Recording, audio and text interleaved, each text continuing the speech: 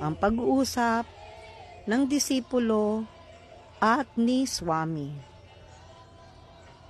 Morning Walk, Nairobi, November 2, 1975. Narito ang pagsasalin sa Tagalog. Deboto.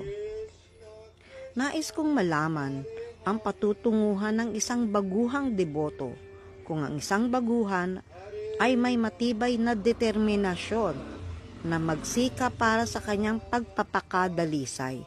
Ngunit namatay siya habang nasa ilalim pa rin ng impluwensya ng mas mababang katangian. Kahit na seryoso siyang nagsisikap, siya ba ay muling isisilang o pupunta siya kay Krishna? Prabhupada, hindi. Kailangan niyang ipanganak muli. Kung hindi siya ganap na dalisay, kailangan niyang maranasan ang isa pang kapanganakan. Walang sino man ang pinapayagang makapasok sa espiritual na daigdig malibang siya ay 100% dalisay, 100% pure. Walang eksepsyon. Kaya't kailangan niya dito sa Bhagavad Gita 6.41, ang isang nabigong yogi ay binibigyan ng isa pang pagkakataon na isilang sa isang napakadalisay na pamilya ng mga Brahmana o mga pari o sa isang mayamang pamilya upang muling makakuha ng pagkakataon. Hindi siya agad na pinapayagang makapasok, ngunit binibigyan siya ng mabuting pagkakataong muli. Iyan ang benepisyo.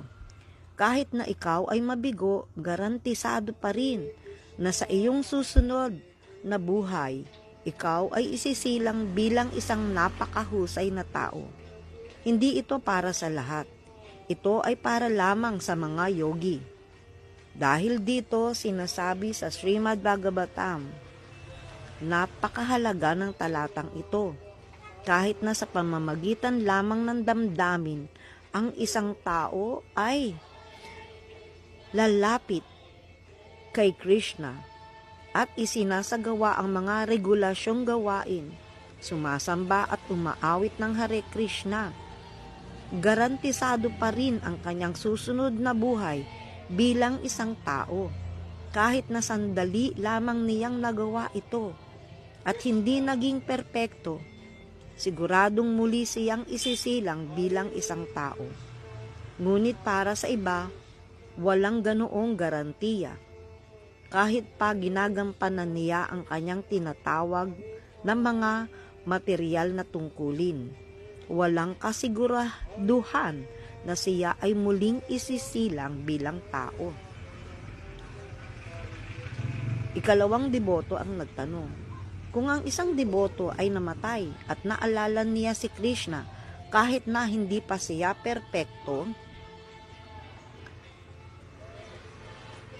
Prabhupada, kung hindi siya perpekto, hindi niya maaalala si Krishna. Hindi iyon posible. Teorya lamang iyon. Dapat siya ay maging perpekto. Kung sa anumang paraan ay bumagsak siya, bibigyan siya ni Krishna ng isa pang pagkakataon. Iyan ay isang natatanging konsesyon para sa mga deboto. Sa anumang paraan, ikaw ay maging isang deboto, kahit na hindi mo matapos ang buong proseso at bumagsak ka. May garantiya pa rin na ikaw ay muling isisilang sa isang napakahusay na pamilya. Iyan ang kanyang pribilehiyo. Haribo!